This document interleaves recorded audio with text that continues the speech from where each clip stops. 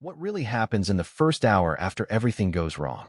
Not the headlines, not the sirens, not the version people repeat later. I mean the real first hour, the quiet one. Before we continue, please hit the like button, subscribe to the channel, and turn on the notification bell for updates.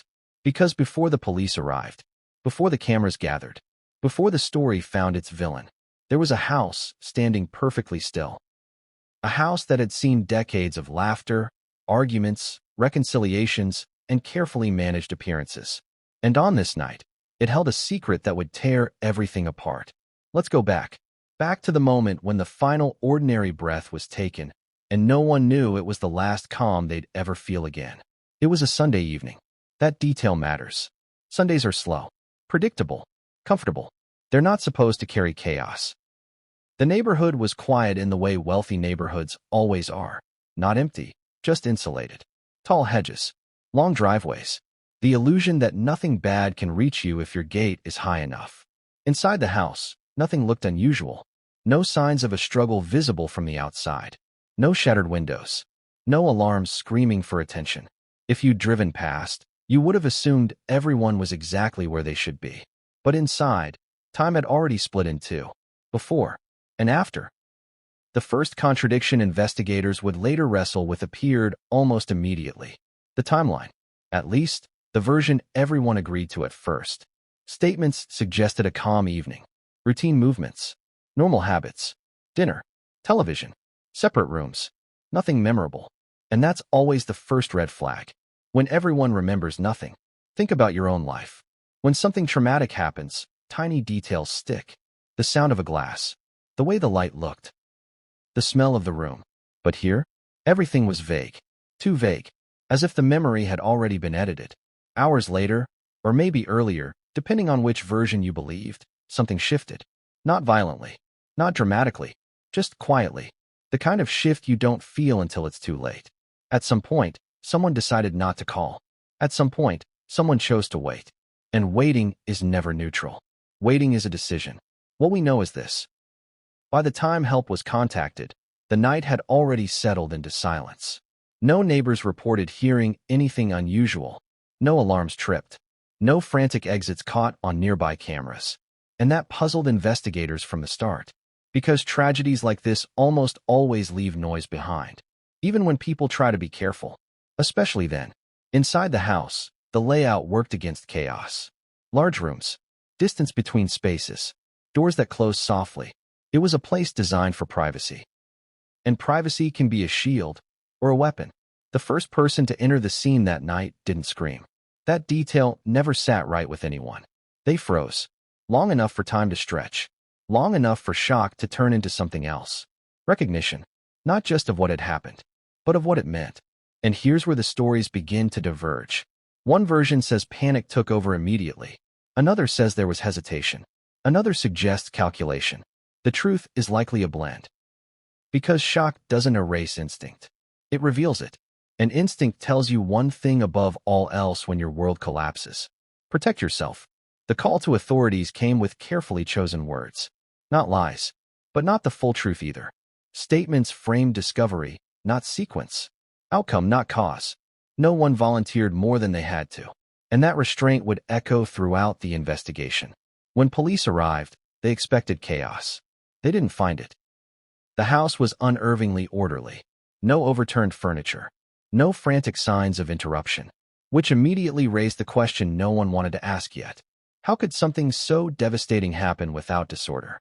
Officers noted something else too. The emotional reactions didn't match. Some were loud. Some were distant. Some were absent. One person cried uncontrollably. Another spoke in clipped sentences. Another stayed eerily composed. Have you ever been in a room where grief feels uneven? Where one person's pain seems to pull all the oxygen out, while another person barely reacts? That imbalance is impossible to ignore. And on that night, it was impossible not to notice who held themselves together best. As the night stretched on, the family gathered. Not physically, but emotionally. Through calls. Through texts. Through unspoken understandings. And this is where things get complicated. Because families like this don't operate on impulse. They operate on roles. Someone takes charge. Someone stays quiet. Someone becomes the focus. and someone becomes invisible. Investigators would later note that certain decisions seemed to happen without discussion, as if everyone already knew what to do. Who would speak? Who wouldn't? What would be said? What would be left unsaid? That kind of coordination doesn't come from chaos. It comes from practice. The night wore on, and the story began to form its first shape. Not officially, but emotionally. Whispers began even before the sun came up. Who had been where? Who lived on the property? Who had struggled before? And slowly, without anyone explicitly saying it, attention drifted toward one person. It felt natural, almost inevitable, and that's what made it dangerous. Because once a narrative feels inevitable, people stop questioning it. They stop looking for alternatives. They stop noticing details that don't fit. But some details refuse to stay quiet. A door that had been closed when it shouldn't have been. A light that was off in one account and on in another. A device that changed locations in a way no one could quite explain. Small things. But small things are how big lies unravel. Still, none of that mattered yet. Not publicly. Because by morning, the media had arrived. And with them came the hunger. They wanted a face. A motive. A story that could be explained in under 30 seconds. And they got it. At least, they thought they did. The son who lived nearby. The troubled history. The proximity. It fit. It always does. What didn't fit was how calmly the family seemed to accept that direction. No public outrage. No loud denials. No frantic attempts to redirect attention. Just silence. Measured. Strategic. Almost relieved. And that's when one sentence, spoken quietly, almost offhandedly, slipped through. A sentence that didn't name anyone. A sentence that didn't accuse directly. A sentence that would later haunt every investigator who heard it. There's a dangerous family member. At the time, it sounded like fear. Like someone overwhelmed, grasping for meaning. But fear usually rambles. This didn't. It was precise. And precision in moments like this is never accidental. As the sun rose, the house that once symbolized stability became a crime scene. Tape stretched across gates. Lights flickered through windows. Uniforms moved in slow, deliberate patterns. And inside, the truth waited. Not screaming. Not demanding attention. Just waiting for someone brave enough, or stubborn enough, to listen. By the end of that first night, decisions had already been made. Not by the courts. By the family. By the media. By the public. And those decisions would shape everything that followed. Who would be questioned first? Who would be believed? Who would be protected? And who would be watched without ever realizing it? Because while everyone was busy looking at the obvious suspect, someone else was already planning their next move. And in the next chapter, we'll see exactly how the focus narrowed and why the easiest answer became the most dangerous one of all. Let me ask you something uncomfortable. When tragedy strikes inside a family, who do people look at first? Not the quiet one. Not the composed one. Not the person who knows how to sit still and say nothing. They look for the crack. They look for the person whose past already makes sense of the present. And in this story, the crack had a name. From the moment the news broke, the focus tightened with almost frightening speed. Not because of evidence. Not because of proof. But because of proximity. He lived there. Or close enough to make people uncomfortable. Close enough to explain everything without forcing anyone to think too hard. And once that idea took hold, it spread like wildfire. Because it was easy. And easy stories are addictive. Before the first official briefing ended, whispers had already hardened into assumptions. The son, the one who lived on the property, the one with a complicated history, the one whose life didn't quite match the polished image of the rest of the family. You've seen this pattern before. A tragedy happens. The media digs backward. They search for anything that can be framed as troubled. A bad year, an argument, a mistake magnified until it looks like destiny. And suddenly, a person becomes a headline before they ever become a defendant. Inside the house that night, his name came up early. Not loudly, not aggressively, almost naturally, as if it had always been waiting there. Investigators noted how quickly the narrative coalesced. Too quickly. Usually, families resist that kind of focus. They argue. They push back. They demand caution. Here, the resistance was muted. Carefully controlled. Which raised an early question no one wanted to say out loud yet. Why wasn't anyone fighting harder against this assumption? Let's talk about proximity. Yes, he lived on the property. Yes, he was nearby. Yes, That alone made him statistically relevant. But proximity isn't guilt. And proximity doesn't explain planning. Yet planning was exactly what the scene suggested. Nothing about the night felt impulsive. No frantic exits. No panic mistakes. No signs of someone acting in blind rage. Instead, there was stillness. The kind of stillness that implies forethought. That contradiction didn't stop the focus from narrowing. If anything, it accelerated it. Because when people want closure, they don't interrogate contradictions. They smooth them over. Early statements were dissected line by line. Not for truth. For confirmation. Every pause became suspicious. Every emotional slip became a signal. And the media did what it always does best. It simplified. The son was portrayed as volatile, unstable, a risk.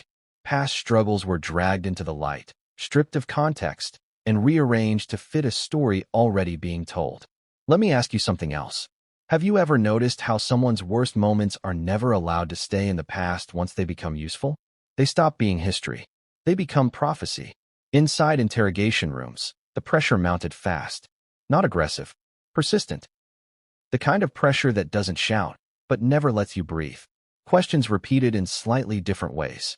Silences stretched until they felt accusatory. Details revisited until memory itself began to wobble. And here's the part most people don't understand. In situations like this, innocence doesn't protect you. It exhausts you. Because you're not just answering questions. You're fighting a story. And stories are stronger than facts when everyone wants them to be true. Meanwhile, something else was happening quietly. While all attention pointed one way, other avenues went strangely unexplored. Certain timelines weren't pressed. Certain communications weren't immediately pulled. Certain behaviors weren't scrutinized with the same intensity. Not because investigators were incompetent, but because resources follow focus. And focus had already been decided. Inside the family, reactions diverged sharply. One sibling withdrew almost completely. Another leaned into grief publicly. And the son? He did what many people do when they realize the room has turned against them. He tried to explain. And explanations are dangerous when no one is listening. Every attempt to clarify sounded defensive. Every denial sounded rehearsed. Every emotional response was dissected for performance rather than meaning. You could feel the walls closing in. But here's the part that still unsettles people who work the case. There were moments. Brief, fleeting moments. When the pressure shifted. When investigators noticed inconsistencies that didn't point toward him at all. Moments when the theory bent, threatened to break. And then it snapped back into place. Why? Because there was no alternative narrative ready to replace it. And a flawed story is still more comforting than no story at all. Behind the scenes, certain patterns emerged.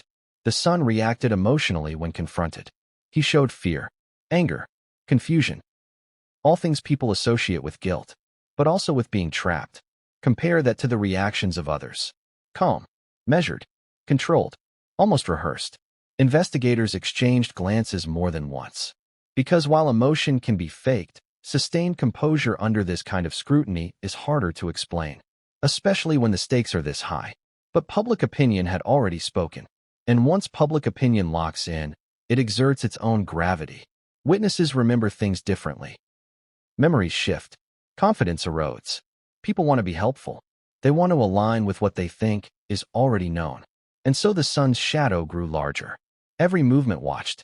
Every word recorded. Every silence interpreted. Meanwhile, the phrase spoken early on, about a dangerous family member, quietly lost its edge. It was reframed, misunderstood, overstated, emotional, anything but intentional. And yet, that phrase never quite went away. It lingered in reports, in notes, in the back of certain investigators' minds, because it didn't match the direction everything else was going. And mismatches are where truth hides. As days passed, the pressure reached a breaking point. The son was isolated. Physically, emotionally, support thinned, trust evaporated. And then came the moment everyone expected. The arrest. It didn't come with relief. It came with a strange sense of finality, as if something had been decided long before handcuffs were ever placed. The media erupted. Headlines hardened into certainty. Speculation masqueraded as analysis. And inside the family, something subtle but critical happened. The tension didn't ease. It redistributed. Because when one person becomes the official suspect, everyone else becomes officially safe. At least for a while. But safety built on misdirection never lasts. Because pressure doesn't disappear. It just looks for a new crack. And in the days following the arrest, cracks began to appear in unexpected places. A statement that contradicted an earlier one. A timeline adjustment that raised more questions than it answered. A communication record that suggested someone else had been far more involved than anyone realized. None of it was enough to undo the narrative. Not yet. But it was enough to make certain people nervous. Because if the son wasn't the architect, then who was? And more importantly, who benefited most from him being seen that way? That question didn't make headlines. It lived in whispers, in late-night conversations between investigators, in the uneasy feeling that something about this case felt too neat, too convenient. By the time the case moved forward, the son was no longer just a suspect. He was a symbol of dysfunction, of tragedy, of everything that could go wrong behind closed doors. And symbols are dangerous. Because once someone becomes one, their humanity disappears. And without humanity, truth becomes optional. But the story wasn't finished with him yet. Because while everyone watched him fall, someone else was learning just how invisible they had become. And in the next chapter, we'll shift perspective. To the person who walked into that house. The person who found the bodies. The person whose words shaped the investigation in ways no one fully understood at the time. Because sometimes, the most powerful moment in any crime isn't what you say, it's what you let others assume. What would you do if you were the first one to see it? Not hear about it. Not arrive after the chaos. But walk into the room when the world has already ended. Would you scream? Freeze? Run? Or would you do something quieter? Something that shapes everything that comes next? Because this chapter isn't about discovery. It's about framing. And the moment the bodies were found was also the moment the story began to choose its direction. Let's go back to that doorway. The air inside the house was different that night. Heavy. Still. The kind of stillness that doesn't belong in a living home. She stepped inside expecting nothing unusual. Maybe tension. Maybe an awkward silence. Families like this were familiar territory. Silence wasn't new. But this silence had weight. It pressed against her chest before her eyes fully adjusted to the light. And then she saw them. Time didn't stop. That's another lie people tell. Time doesn't stop, it distorts. Seconds stretch. Details sharpen. Thoughts fragment. Her first reaction wasn't noise. It was recognition. Not just of what had happened, but of what this meant. Because discovering something like this isn't just trauma. It's responsibility. Everything you say next matters. Everything you do becomes evidence. Every word shapes how the world will understand the moment forever. People often imagine that shock strips you of control. But sometimes, shock does the opposite. Sometimes it focuses you. And the way she responded that night would quietly guide the investigation for months. When authorities were contacted, the account was careful. Not robotic. Not overly emotional. Just selective. She described what she saw. She explained how she found them. She didn't speculate, at least not openly. But there was one thing she added that would linger long after the call ended. A suggestion, not an accusation. A warning. There's a dangerous family member. Let that sink in. Not someone broke in. Not, I don't know what happened. A dangerous family member. That phrase did a lot of work. It narrowed the universe of possibilities instantly. It told investigators where to look and where not to. And it did so without naming a name, which meant no one could accuse her of pointing fingers. Clever, right? At the time, everyone assumed it was raw fear. A sister overwhelmed. A daughter shattered. But fear doesn't usually sound that composed. Fear rambles. Fear contradicts itself. Fear stumbles. This didn't. It landed cleanly. And once it was out there, it couldn't be taken back. From that moment on, the investigation would revolve around family. Not an intruder. Not an accident. Not an unknown threat. Family. Which sounds obvious. Until you realize how many other possibilities disappeared the instant that phrase entered the record. Inside the house, officers moved carefully. They asked questions. They noted reactions. And they noticed something else. She didn't collapse. She didn't spiral. She didn't demand attention. Instead, she stayed present. Alert. Tracking conversations even as grief washed over the room. Have you ever noticed how some people seem to gather themselves in crises? As if they've been preparing for this moment longer than anyone else. Her statements remained consistent. That alone set her apart. Because consistency under trauma is rare. Memory shifts. The one who had seen it first. The one who knew the layout. The one who could answer questions others couldn't. That position carries authority, especially in the early hours of an investigation when nothing else exists yet. Later, analysts would say this moment mattered more than anyone realized. Because early impressions don't fade. They calcify. Investigators would recall how certain ideas felt settled before evidence ever arrived. How certain paths felt natural to follow. How others felt unnecessary. And it all traced back to that first framing. Dangerous family member. But here's where the contradictions began to whisper. If she believed someone in the family was dangerous, why didn't her fear look like fear? Why wasn't there urgency in her voice? Why wasn't there panic in her movements? Instead, there was steadiness, a calm that bordered on professional. People close to the case would later admit it unsettled them, not because it was wrong, but because it was unexpected. When grief counselors reviewed footage, they noticed something subtle. Her emotional spikes came at predictable moments. When others reacted, when cameras arrived, when questions intensified. In quieter moments, she receded, collected, almost observant. Was that survival? Or something else? As the investigation progressed, her role evolved. She became a reference point. When statements conflicted, hers was used to clarify. When timelines blurred, hers anchored discussions. And slowly, almost invisibly, she shaped how others were perceived. Who seemed volatile? Who seemed distant? Who seemed suspicious? This wasn't manipulation in the dramatic sense. No lies. No overt deception. Just emphasis. And emphasis can be more powerful than fiction. Think about it. If you describe one person's anger in detail and summarize another's calm, which one sticks? If you recall one conversation word for word and gloss over another, which one feels important? Memory isn't neutral. It's edited. And in this case, the editor mattered. At one point, an officer asked a question that briefly shifted the room. What if the danger wasn't where they thought? What if the phrase meant something else entirely? The room went quiet. She didn't react immediately. Just a pause. A fraction of a second too long. Then she answered, redirecting, gently, back toward what everyone already believed. And the moment passed. Later, that officer would say it was the first time they felt the case resisting them. Not pushing back, guiding. As days turned into weeks, the story hardened. The sun became the focus. The guest house became the symbol. The narrative became inevitable. And she faded from the spotlight, which was exactly where she seemed most comfortable. But fading didn't mean disappearing. Behind the scenes, her influence lingered. In how questions were phrased, in which leads felt promising, in which ones quietly died.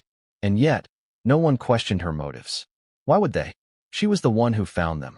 She was grieving. She was cooperating. Those are powerful shields. Still, some investigators couldn't shake a feeling that the discovery had been more than discovery, that it had been timing, that whoever walked into that room first didn't just encounter a tragedy. They inherited it. An inheritance comes with choices. What to say first, who to warn, how to frame fear. Those choices don't look like guilt. They look like composure. And composure is easy to admire until it becomes too convenient. As the case moved forward, her presence diminished publicly. But privately, her words echoed. Especially that phrase, dangerous family member, because it did exactly what it needed to do. It narrowed focus without accusation, created urgency without chaos, directed suspicion without fingerprints. And as long as someone else fit that shape, no one needed to ask if the phrase itself had been the most important evidence of all. But here's the truth that would only emerge later. That phrase wasn't spontaneous. It was deliberate, not rehearsed, but chosen. And in the next chapter, we'll meet the person who benefited most from how that choice played out. The one who sat quietly while others absorbed suspicion. The one who was never truly questioned. Because no one ever thought they needed to be. Because sometimes, the most powerful position in any tragedy is the one just outside the frame. Let's talk about the person the room never turned toward. Because every investigation has one. While suspicion swirls, while theories collide, while one name gets repeated until it feels inevitable, there is always someone who remains untouched. Not hidden, just unquestioned. So here's the question you should be asking right now. Who benefits when everyone agrees too quickly? In this case, The answer was sitting right there the entire time. Quiet, composed, perfectly placed just outside the spotlight. She didn't avoid attention. She didn't seek it either. And that balance is powerful. From the very beginning, her presence in the story felt assumed. Not scrutinized. Not analyzed. Assumed. She was family. She was grieving. She was successful. She was articulate. She knew how rooms worked. And more importantly, she knew how courtrooms worked. That mattered more than anyone realized. In the early days, investigators noted her demeanor as appropriate. That word appeared more than once in internal notes. Appropriate. Not emotional. Not distant. Not erratic. Appropriate. It's a word that sounds neutral, but it carries judgment. It means you're behaving exactly as expected. And when someone behaves exactly as expected in a crisis, they disappear into the background. Think about it. Suspicion thrives on extremes. Too emotional? Suspicious. Too cold? Suspicious. Contradictory? Suspicious. But steady? Steady gets ignored. While the son was being examined from every angle, and the daughter who discovered the bodies became a reference point, the sister moved through the process almost invisibly. Not because she wasn't present, but because she didn't disrupt anything. She attended. She listened. She spoke when spoken to. And she never said more than necessary. Have you ever noticed how some people speak just enough to seem cooperative, but never enough to give anything away? That's a skill. And skills like that don't come from nowhere. Her background mattered. She understood narratives. She understood performance. She understood how stories are consumed. She also understood timing. When to appear devastated. When to remain composed. When to let others speak for her. And perhaps most importantly, when silence carried more authority than words. In family settings, she often took on the role of mediator, the reasonable one, the translator between extremes. That reputation followed her straight into the investigation. Officers unconsciously deferred to her framing. If she described someone as volatile, it stuck. If she described someone as struggling, it colored perception. If she said very little at all, that absence spoke volumes. At one point early on, an investigator asked a broad question. Who would have access? Who would know routines? Who would understand the layout? The answers circled predictably, and she nodded, never interrupting, never correcting, just confirming. Confirmation is powerful because it doesn't introduce ideas. It validates them. And once validated, ideas become facts in the minds of those who hold them. As days passed, subtle patterns emerged. She communicated frequently with certain people and not at all with others. She was present for key discussions, but absent from less controlled ones. She never appeared surprised by developments. Not once. When new information surfaced, her reactions were measured. Not startled. Not relieved. Measured. That's not an accusation. It's an observation. And observations add up. Those closest to the case would later admit something felt off, but they couldn't articulate it at the time. Because nothing she did was wrong. That's the brilliance of it. Wrong attracts attention. Correctness dissolves into expectation. But there were moments. Small ones. Moments when cracks appeared, not in her composure, but in the story around her. A financial discussion that seemed unrelated. A scheduling detail that didn't line up. A decision that had been made before anyone remembered agreeing to it. When questioned about these moments, she explained them away with ease. Not defensively, casually, as if they were obvious. And when things are framed as obvious, people feel foolish for questioning them. Here's another uncomfortable question. Who decides what's obvious? Because obviousness isn't truth. It's consensus, and consensus can be managed. As the case moved forward, attention intensified on the son. Charges, court dates, media saturation. Every development pushed suspicion further away from anyone else. And she let it. She didn't push the narrative.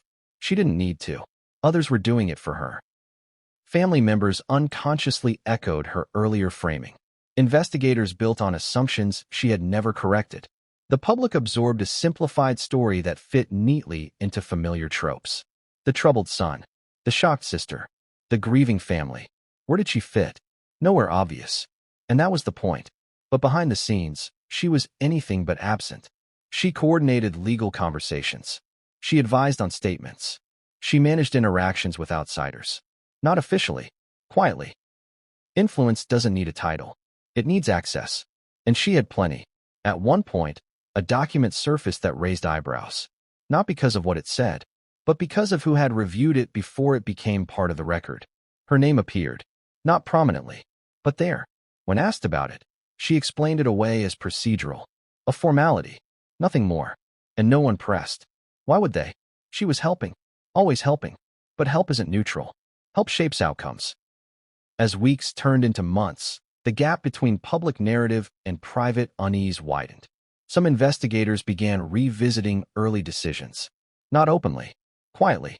They asked themselves questions they hadn't allowed before. Why had certain avenues been dismissed so quickly? Why had some communications been overlooked? Why had emotional reactions been weighted so unevenly? And inevitably, they arrived at the same realization. They hadn't questioned her because nothing had prompted them to. She had given them no reason to. But what if that was the reason? Because people who intend harm don't always act suspicious. They act appropriate. They act reasonable. They act exactly how you expect them to act. That's how they avoid detection. One late-night review session brought this tension to a head. An investigator replayed early interviews. Not looking for lies. Looking for emphasis. What had been highlighted? What had been minimized? What had been left out entirely? And suddenly, patterns emerged. She spoke most clearly when describing others' instability. She was vague when describing her own movements. She redirected questions that drifted too close. Not forcefully. Elegantly. The realization didn't hit like a revelation. It crept in. Slowly. Uncomfortably. And once it was there, it couldn't be ignored. What if the person no one questioned wasn't invisible by accident? What if invisibility was the strategy? That question didn't change the case overnight, but it changed how people looked at her. And once you change how you look at someone, everything they've ever done looks different. A pause becomes calculation. A nod becomes confirmation. A silence becomes intention. Still, nothing moved publicly. Not yet. Because challenging the existing narrative meant admitting something terrifying. That the investigation might have been guided from the inside. That assumptions had been accepted too easily. That the truth had been standing in the room the entire time. Calm, collected, and unchallenged. And that realization terrified everyone. Because if that were true, then the collapse in the courtroom wasn't weakness. It was consequence. But consequences don't arrive all at once. They arrive piece by piece. And the next piece came in the form of something no one expected. Not a confession. Not a breakdown. But evidence. Evidence that didn't scream. Evidence that whispered. And once it began to whisper, it wouldn't stop.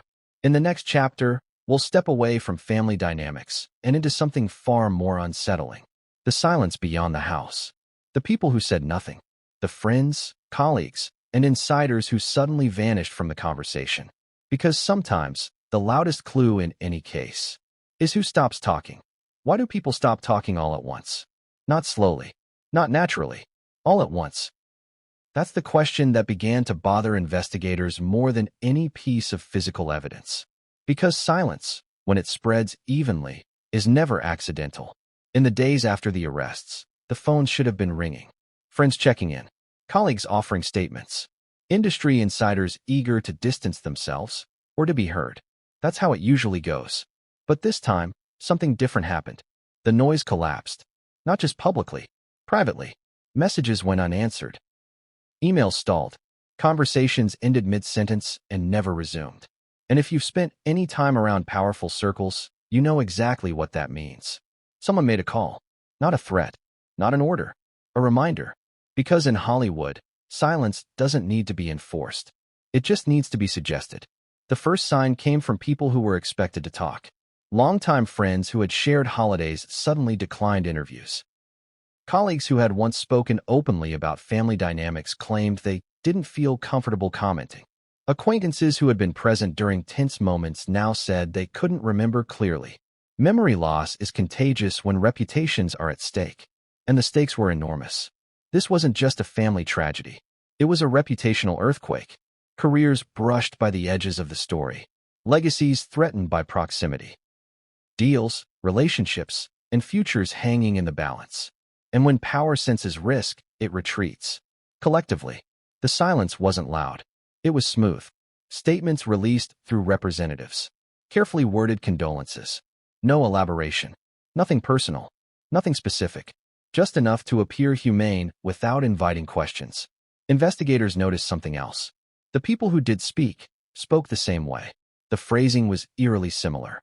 The emotional tone consistent. The emphasis aligned. It was as if everyone had been briefed. Not formally, culturally. This is how we respond. This is what we say. This is where we stop. And that's when a deeper fear surfaced. Because silence doesn't just protect individuals. It protects narratives. If no one contradicts the story becomes reality. And the story everyone had accepted was simple. The sun, the trouble, the tragedy. Case closed. But silence is only effective when everyone agrees to maintain it. And not everyone did. There was one insider. Not close enough to be obvious. Not distant enough to be irrelevant. Someone who had seen too much to stay quiet. And too little to feel safe speaking publicly. This person didn't call the media. They didn't go to the police. They reached out to someone they trusted. And that conversation didn't change the case immediately. But it planted a seed. The insider didn't accuse anyone. They didn't offer proof. They did something far more dangerous. They questioned assumptions. They asked why certain people had never been interviewed at length. Why specific communications had never been pulled. Why early framing had been accepted without resistance. And most unsettling of all, why certain individuals seemed oddly prepared. Prepared for statements. Prepared for questions. Prepared for outcomes. Prepared for a tragedy no one should have seen coming. When investigators followed up quietly, they found resistance. Not hostility. Deflection. People suddenly needed lawyers for informal conversations. Schedules filled up overnight. Memories blurred. One investigator described it as trying to grab smoke. Every time they reached, the truth dispersed. And that's when the pattern became undeniable. This wasn't random silence. It was coordinated restraint. Hollywood has an unspoken rule. You don't talk unless you're sure the ground won't move beneath you. And in this case, the ground was unstable. Too many people were too close to too many uncomfortable truths. Family tensions that had spilled into professional spaces. Arguments that had been witnessed by assistants, drivers, friends. Moments when control had been asserted quietly, efficiently. Those stories existed. But telling them meant becoming part of the story. And no one wanted that. Especially not when the existing narrative allowed everyone else to stay clean. But here's the contradiction. Silence protects the powerful. Until it doesn't. Because silence also draws attention. Investigators began mapping who had gone quiet. Not just who refused interviews, but who stopped calling each other. Networks fractured. Social circles froze. And right at the center of that freeze was one consistent presence. She wasn't the one issuing instructions. She didn't need to. Her influence was already understood. People checked in with her before speaking. They mirrored her tone. They waited. Waiting became the default. At one point, an investigator asked a simple question. Who was the last person you spoke to before deciding not to comment?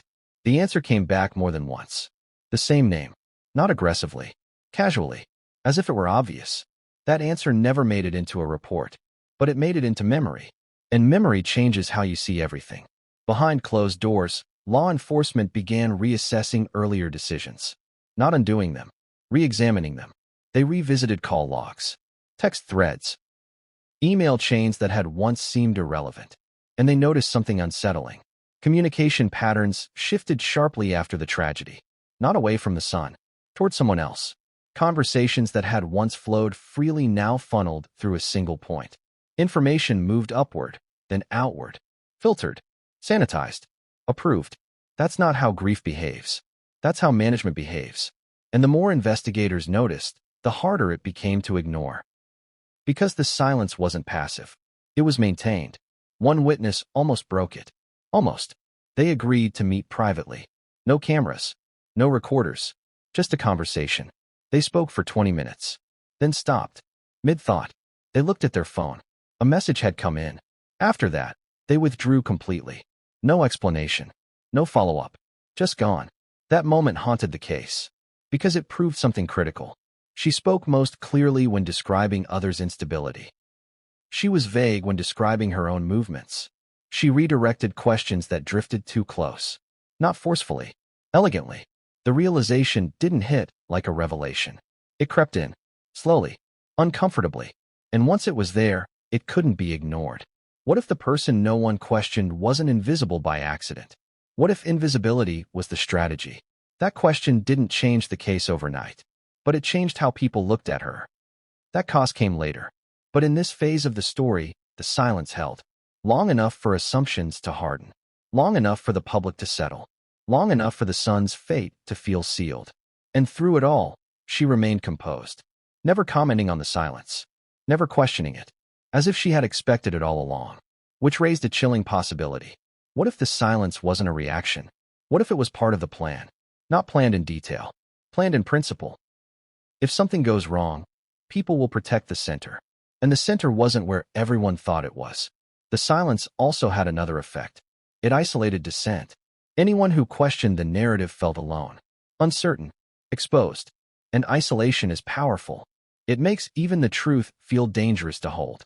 One investigator described the environment as professionally suffocating, not because of pressure from above, but because of pressure from everywhere else. Media expectations, public assumptions, institutional inertia, pushing against that current required certainty. And certainty was still just out of reach. Until one thing happened. Something small. Something almost administrative. A routine review. A check that should have been done months earlier. And when it was finally completed, it cracked the silence. Not open, but enough to let sound through. A discrepancy. Nothing explosive. Just something that shouldn't have been there, or shouldn't have been missing. And suddenly, the silence didn't feel like protection anymore. It felt like fear. Fear of what would happen if someone finally spoke. Because once silence breaks, it doesn't break cleanly. It shatters. And in the next chapter, we'll follow that crack into the evidence that shouldn't have existed.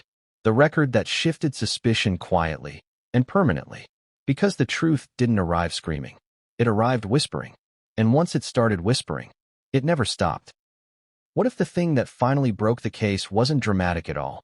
No surprise witness bursting through the door. No confession whispered into a microphone. No hidden recording dropped at the last second. Just a routine check. The kind of check that happens every day. The kind that usually leads nowhere. And that's exactly why it almost didn't happen. Because when a case feels settled, people stop looking. They stop asking, what did we miss? But someone did ask it. Quietly. Late. Almost as an afterthought. And that question changed everything. It began with a review that should have been completed much earlier. A cross-check of records. Not evidence, exactly. Not yet. Just logistics. Movements. Timing.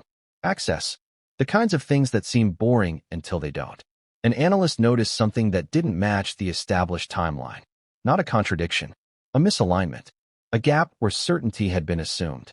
At first, it looked like a clerical issue. A timestamp out of sync. A log entered late. A device pinging in a place it shouldn't have been, or rather, shouldn't have mattered. But when they adjusted for one variable, another shifted. And then another. Suddenly, the night that had felt mapped out began to blur. Let me ask you this. Have you ever reread a message after learning new information and realized it meant something completely different? That's what happened here. Investigators pulled older data back into focus. Call records that had been skimmed, not studied. Location data assumed to support the existing narrative. Communications that had been categorized as background noise. One by one, those pieces were re-examined. And something unsettling emerged. The sun's movements didn't align with opportunity in the way everyone believed. Not perfectly. Not decisively. There were windows where his presence had been assumed, not proven. Assumptions had filled in the gaps. Because everyone expected him to fit. Meanwhile, another set of movements, barely scrutinized, suddenly demanded attention. Someone else had been active. Not dramatically. Subtly. Calls made and ended quickly. Messages sent and deleted within minutes. Devices that shifted locations in ways that suggested intent, not accident. It wasn't proof. Not yet. But it was direction. And direction is dangerous when it points away from certainty. The analyst flagged it. Carefully. No accusations. No conclusions. Just a note. This doesn't fully align. That note traveled slowly. Up the chain. Across desks. Into rooms where conversations dropped when it was mentioned. Because everyone understood what it implied. If the timeline was wrong, then the story was wrong. And if the story was wrong, then the focus had been wrong too. A second review was ordered. Quietly. No press. No announcements. Just a deeper dive. That's when patterns began to form. Not violent patterns. Control patterns. Who communicated with whom and when? Who stopped responding and who didn't? Who appeared to coordinate, even indirectly? Investigators realized they had underestimated one thing: preparation. Someone had anticipated chaos. Not the crime itself, the aftermath. They had positioned themselves to manage information, to guide perception, to appear helpful without revealing vulnerability. And that realization shifted suspicion more than any physical evidence could. Because physical evidence can be messy, behavior rarely is. The next piece came from a source no one expected. Not a witness. A system. A digital system that logs activity automatically, without emotion or memory. It showed access at a time that shouldn't have been possible under the accepted version of events. Not conclusive, but incompatible. And incompatibility forces choice. Either the data was wrong, or the narrative was. Investigators didn't jump. They waited. They verified. They cross-referenced. And slowly, the weight tipped. The data held. The narrative didn't. Now here's where things got delicate. Because correcting course meant acknowledging error. And in high-profile cases, error is political. Careers ride on decisions. Reputations cling to outcomes. No one wanted to say it aloud yet, but everyone felt it. The case was turning. Not sharply, gradually, like a ship changing direction far from shore. Meanwhile, the person who had never been questioned noticed the shift.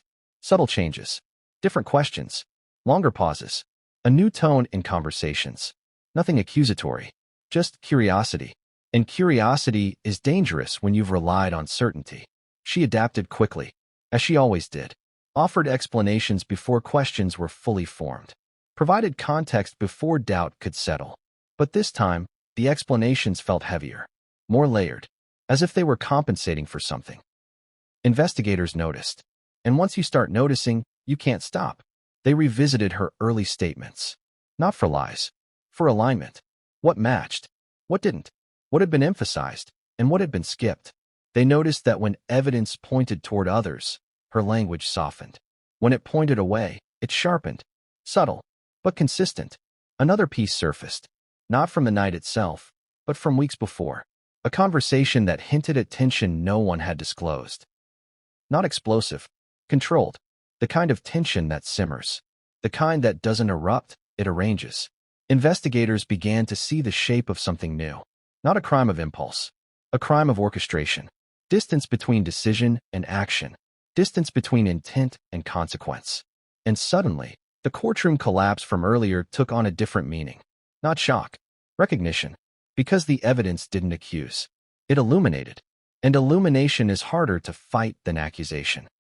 At this stage, the case reached a dangerous balance. Publicly, nothing had changed. Privately, everything had. The sun remained the face of the story. But behind closed doors, attention was splitting. Questions multiplied. Paths reopened. The silence that had protected the narrative began to feel brittle.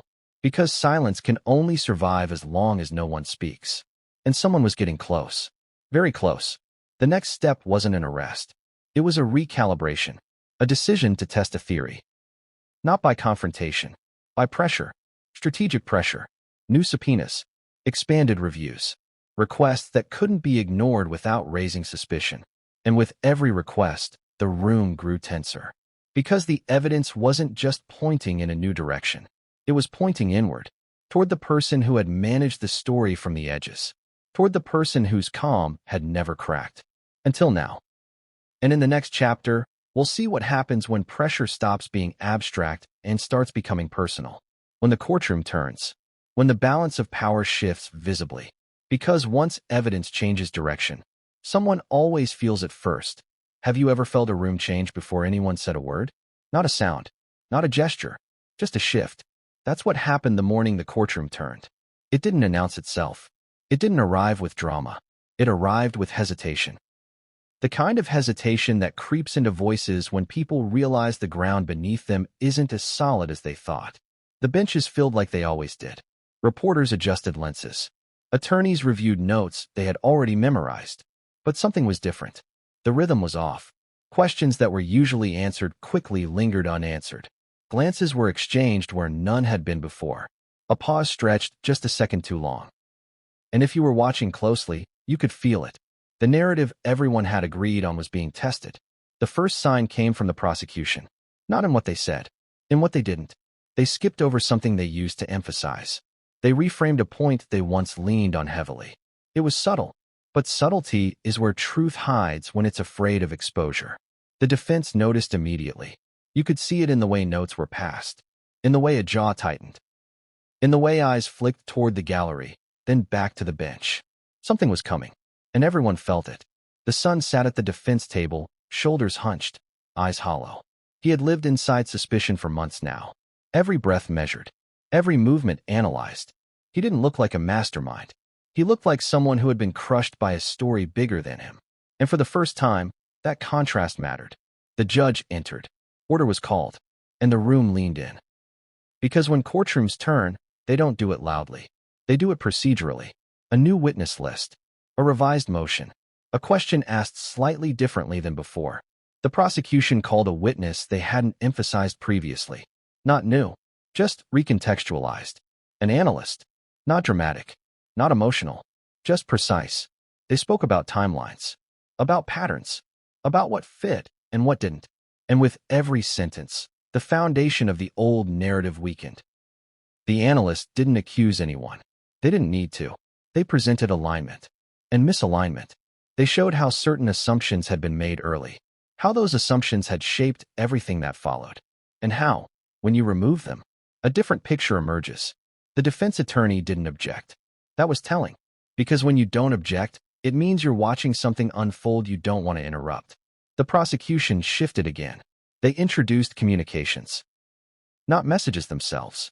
Patterns, frequency, timing, direction, who initiated contact, who responded, who went quiet. The room felt tighter. Because patterns don't care about sympathy. They don't care about reputation. They just exist. The camera lenses adjusted. Not toward the sun, toward someone else. She sat in the gallery, posture perfect, hands folded. Still composed. Still calm. But something had changed. Her eyes moved more than they used to. Tracking. Calculating.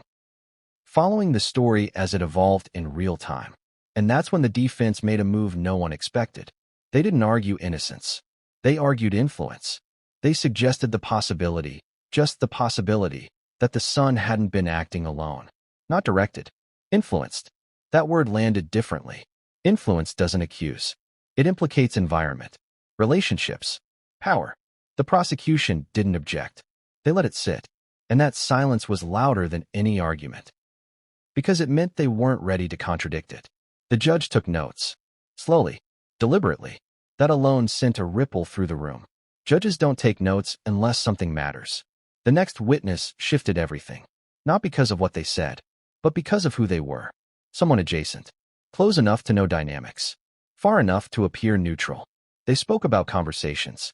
Not confessions. Conversations. About tension. About control. About someone who always seemed one step ahead. They didn't name names. They didn't have to. The room knew. And suddenly, the question wasn't whether the son was guilty. It was whether he was convenient. That realization spread quietly. Like electricity through water. The son looked up for the first time in days. Not hopeful. Confused. As if he was hearing his own life described in a way that finally made sense. The prosecution paused. Then did something rare. They asked for a recess. And when a prosecutor asks for a recess in the middle of momentum, it means something has shifted behind the scenes. The courtroom emptied slowly. Conversations buzzed in hushed tones. No one wanted to say it out loud yet, but everyone felt it. The case had turned. Not decisively, but directionally. When proceedings resumed, the tone had changed. The prosecution was careful now. Measured. They spoke less about what had happened, and more about who had shaped the response. Who had influenced early assumptions. Who had framed risk. Who had guided focus without appearing to. The defense leaned back. This wasn't their fight anymore. This was something else. The judge asked a question. Just one. Clarifying. But clarifying questions are dangerous. Because they reveal what the judge is thinking. And this question wasn't about the son. It was about access. About coordination. About who had opportunity not just to act, but to direct. She shifted in her seat. Just slightly. Barely noticeable. But it was the first visible crack. Her hands tightened. Her breathing changed. And for the first time, The room looked at her. Not with sympathy, with curiosity. Curiosity is lethal in court, because curiosity doesn't let go. The prosecution closed for the day without fireworks. No grand statements. No emotional pleas. They didn't need them. The shift had already happened. Outside, reporters scrambled. Their questions changed. Not did the defense convince anyone, but is there more to this story? Inside the holding area, the son sat quietly. Not relieved, not angry, just stunned. Because for the first time, the story wasn't crushing him. It was expanding. And expansion creates space. Space for doubt. Space for reconsideration. Space for truth. As the courtroom emptied again, she stood slowly. Her composure returned, mostly. But those closest noticed something. She left quickly. Too quickly. Without the usual conversations. Without the controlled pace she always maintained. And that was when investigators knew. She felt it. The pressure had stopped being abstract. It had become directional. And once pressure has direction, it finds its target. In the next chapter, we'll step inside the theory that emerged from this turning point. Not a theory of violence. A theory of control. Of orchestration. Of someone who never needed to touch anything to shape everything. Because the most dangerous person in any story is the one who convinces others to act for them. What if the most dangerous person in this story never lifted a hand? That question began circulating quietly the moment the courtroom turned. Not whispered in hallways. Not leaked to reporters. But passed carefully between people who understood how power actually works. Because violence is loud. Control is quiet. And quiet had been winning this case for far too long. The idea didn't arrive fully formed. It crept in, as a suggestion, as a possibility, as an uncomfortable thread no one wanted to pull, because pulling it meant unraveling everything. Let's be clear about something. The mastermind theory wasn't about intelligence in the traditional sense. It wasn't about genius. It was about positioning, about understanding people well enough to move them without ever appearing to push, about knowing when to speak and when to let others speak for you. That's why the theory didn't point to rage. It pointed to restraint. Investigators began reframing what they'd already seen. The early silence. The careful phrasing. The way suspicion had flowed naturally in one direction without resistance. None of it looked accidental anymore. It looked curated. Think about it. If you wanted to guide an outcome without leaving fingerprints, what would you need? You'd need credibility. You'd need access. You'd need someone else to fit the profile better than you ever could. And most importantly, you'd need patience. The mastermind theory suggested something chilling, that the crime wasn't just an act. It was a sequence. And the most important moves happened after the violence, not before it. Who spoke first? Who framed fear? Who defined danger? Those early moments are where narratives are born. And once born, narratives are incredibly hard to kill. Investigators laid it out internally, step by step. Not as accusation, as analysis. Step 1. Establish a boundary. Family. That phrase, dangerous family member, did exactly that. It eliminated intruders. It eliminated randomness. It focused attention inward. Step 2. Allow the most obvious candidate to absorb attention. Not force it. Allow it. The son's proximity. His history. His emotional volatility. He didn't need to be framed. He needed to be unprotected. And that happened naturally. Step 3. Remain helpful. Cooperative. Measured. Present. Never defensive. Never over-explaining. Because over-explaining draws scrutiny. Under-explaining invites trust. Step 4. Manage silence. Not by commanding it, by modeling it. People mirror power. If the person they trust most stays calm and quiet, they follow suit. Hollywood understood that instinctively. Step 5. Wait. Wait for the system to do what systems do when given a simple story. Simplify. Accelerate. Conclude. The brilliance of the theory was how unremarkable it was. No dramatic orders. No conspiratorial meetings. Just behavior. Aligned behavior. Investigators began testing the theory against known facts. Not cherry-picking. Stress testing. If the son had acted alone, certain things should have looked different. Panic. Mistakes. Inconsistencies driven by fear. But if someone else had shaped the aftermath, then calm. Coordination. Narrative discipline made sense. They revisited early interviews again. This time, not listening for lies. Listening for leadership. Who took control of conversations? who redirected when topics drifted, who answered questions that weren't asked. And a pattern emerged. One person consistently filled silence. Not with words, with presence. They were always there when decisions were being made. Always available.